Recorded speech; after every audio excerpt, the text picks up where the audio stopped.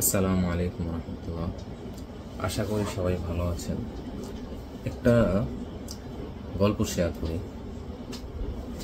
আমাদেরই এক কাস্টমার, সে অস্থির হয়ে আমাদের কাছে ফোন দিয়েছে। বলতেছে যে আমি গতকালকে রাত্রে এমন একটি স্বপ্ন দেখছি যে আমার মেয়ে সে ঘুমিয়ে আছে, ঘুম থেকে আর উঠতেছে না। আমরা তাকে দাফন করিয়েছি।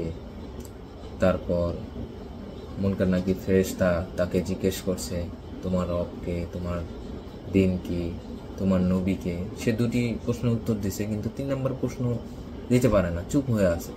কিছুক্ষণ পরে বলতেছে, আমার বাবা মা তো আমাকে তার বিষয়ে কিছু বলে নাই, আমি তো তাকে চিনতেছি না। এটা দেখার পরে আমি নিজেকে আর সামলাতেই পারলাম না। আমি তাকে কী শিক্ষা দিলাম, এরকম অনেক প্রশ্ন।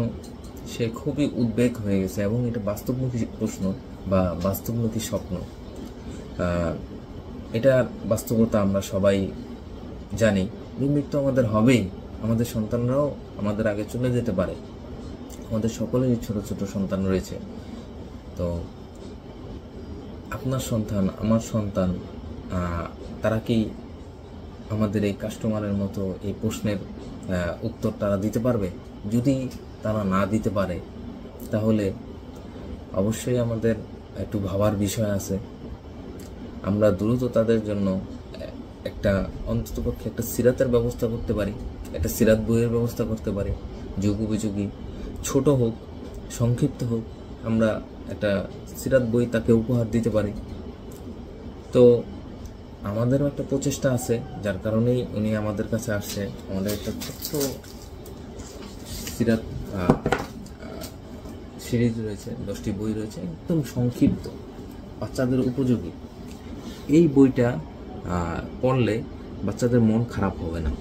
ভিতরে বইয়ের যেই টপিকগুলো আছে, টপিক অনুযায়ী প্রচ্ছদ আছে, প্রচ্ছদ দেখলে তাদের মন ভালো হয়। বাচ্চাদের মন শুধু বই, শুধু লেখা, এগুলোর প্রতি মন বসে না, তারা পড়তে চায় না।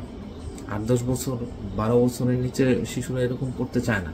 যারা ছোট আছে তারা আকর্ষণীয় কোনো কিছু দেখলেই তারা পড়তে চায়। তারপরে এর সাথে আছে কুইজ আছে। তো কুইজ এবং বইয়ের বিস্তারিত জানতে আমাদের নিচে আরও ভিডিও আছে, ওগুলো দেখবেন। এবং এই বাস্তবমুখীর প্রশ্নের উত্তরটা যেন আপনার সন্তান দিতে পারে, সেই প্রস্তুতিটাও আপনি নেবেন। আশা করি ভিডিওটা ভালো লাগছে। আমার আপনার মতো আরও অনেকের সন্তান রয়েছে এরকম প্রশ্নের মুখী হতে পারে। তো ভিডিওটা শেয়ার করবেন। ধন্যবাদ। আসসালামু আলাইকুম।